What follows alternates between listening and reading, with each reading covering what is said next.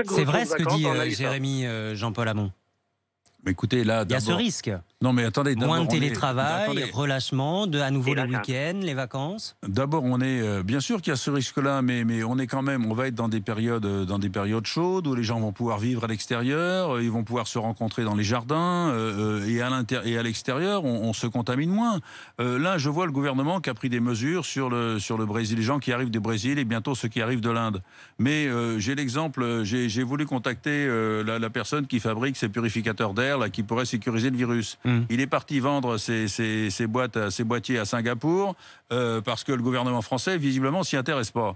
À Singapour, ils ont construit un aéroport à l'intérieur. Ils ont construit un hôtel à l'intérieur de l'aéroport. Il est dans une chambre sans fenêtre depuis 5 jours. Il va y rester encore 9 jours et il a un bracelet électronique. Ça, je peux vous dire que les types, ils rentrent pas comme ça à Singapour, si vous voulez. Là, chez nous, Mais c'est ce qu'il faut faire en France. les types qui voyagent, on leur dit c'est l'isolement vraiment obligatoire. la les types, ils arrivent, on leur dit où vous allez. Attention, si vous restez pas chez vous, vous allez avoir des contrôles. Quoi. Ça, c'est pas ce qu'on peut appeler un contrôle des frontières. Quoi. Hein, on a un variant brésilien dont on ne sait pas s'il est vraiment très contagieux ou pas. En tous les cas, les vaccins n'ont pas l'air de marcher dessus. Et là, tout ce qu'on dit aux gens, attendez, à l'aéroport, on va vous faire 2 tests, et puis vous nous dites où vous allez, et puis on va vous contrôler, faites attention. Quoi. C'est comme si ça revient à ne rien faire. C'est-à-dire que c'est pas en rapport avec la gravité de la situation. Quoi. Je crois que d'ailleurs, vous êtes assez en colère sur ces purificateurs d'air, Jean-Paul Hamon, parce que ça fait des mois que vous en parlez à Olivier Véran, à Jean-Michel Blanquer, pour les mettre en place dans les écoles. Là, les écoles vont rouvrir. On aura des autotests, des tests salivaires. Très bien. Déjà, est-ce que ce sera suffisant? Mais surtout, vous dites pourquoi on ne met pas des purificateurs d'air? Expliquez-vous. Je comprends pas, moi, parce que quand j'ai eu pour la première fois le type qui fabrique les purificateurs d'air, j'ai eu une conférence téléphonique avec lui en Zoom pendant 3 heures. Au bout d'1 heure et demie, j'ai mis un SMS à Véran et au comité de Revel en disant, écoute, de Castex, en disant, écoutez, allez voir ce type, parce que vraiment. Vous avez des actions? Vous savez qu'on va vous accuser de ça. J'ai aucune. Oui, en matière de conflit d'intérêt, je peux vous dire, oui, j'en ai 3 qui viennent d'être installés dans mon cabinet, dans les salles d'attente, etc. Ça coûte combien? Alors ça coûterait, parce que je ne les ai pas payés, ils nous ont filé en expérimentation, c'est 1500 et ils sont en train de fabriquer des boîtiers de 1500 euros. 1500 euros. Multiplié par 300 000 classes en France. Oui, mais attendez, ça, d'abord, je ne sais pas s'ils sont en capacité de les produire, les 300 000, mais au moins qu'on aille vérifier si le type qui a expérimenté ce truc fonctionne.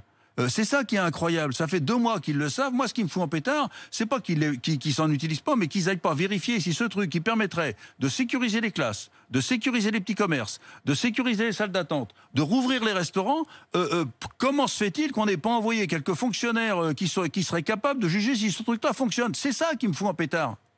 Est-ce que vous êtes aussi en colère sur AstraZeneca? Ce sera ma dernière question. Vous vaccinez dans votre cabinet AstraZeneca? J'ai un flacon de 12 doses, de 10 doses pour demain. Ouais. Demain matin, entre 8 et 10, on fera les 12 doses avec le flacon de 10. Vous trouvez preneur? Oui, j'ai trouvé preneur, parce que quand vous êtes médecin généraliste, que vous avez des gens qui vous font confiance depuis des années, vous pouvez passer 2-3 minutes pour les convaincre que, si vous avez un cas de thrombose, c'est 1 cas sur 150 000 vaccins, que si une femme prend la pilule, c'est 4 cas de thrombose sur 10 000, on n'a pas supprimé la pilule dans ce pays, et que il faut absolument se faire vacciner. Ce vaccin, il est peut-être pas efficace. C'est 1 cas sur 100 000. Pardon? 1 cas sur 100 000. Il y a eu 23 000, il y a eu 2 700 000 vaccinations, il y a eu 23 cas de thrombose, il y a eu 8 décès. C'est vrai que c'est terrible quand ça arrive, mais incontestablement, vous savez, vous prenez de l'aspirine, vous pouvez faire une hémorragie, vous prenez du paracétamol, vous pouvez vous détruire le foie, un Doliprane, vous pouvez vous détruire le foie. Si je comprends bien, pour rassurer les Français, vaut mieux le médecin de famille, vaut mieux le docteur Hamon que Sheila, qui se fait vacciner à la télé. Ouais, ce serait bien que Sheila soit vaccinée. Mais finalement, on emmerde Castex avec cette histoire. Mais c'est vrai que si des gens connus se vacciner avec de l'AstraZeneca, ça redonnerait peut-être confiance aux Français. Et vous savez, on a limité ça aux gens qui ont plus de 55 ans, donc c'est absolument sans risque. Vous savez, Olivier Véran et Castex se sont vaccinés avec de l'AstraZeneca devant tout le monde. Malheureusement, ça n'a pas fait relever le taux de vaccination. Et puis, avec toute cette publicité, vous savez, l'hypertransparence, L'hyper-transparence, parce que là, si vous voulez, dès qu'il y a un cas de thrombose, tout le monde le sait, quoi. On en parle à la radio, on en parle à la télé, on en parle plutôt 10 fois qu'une. Donc les gens, ils sont morts de trouille, quoi. Et c'est normal. Mais il faut se vacciner, c'est un vaccin qui est efficace. Merci Jean-Paul Hamon, médecin généraliste à Clamart et président de la Fédération d'honneur des médecins de France. Merci infiniment d'être passé par RMC ce matin.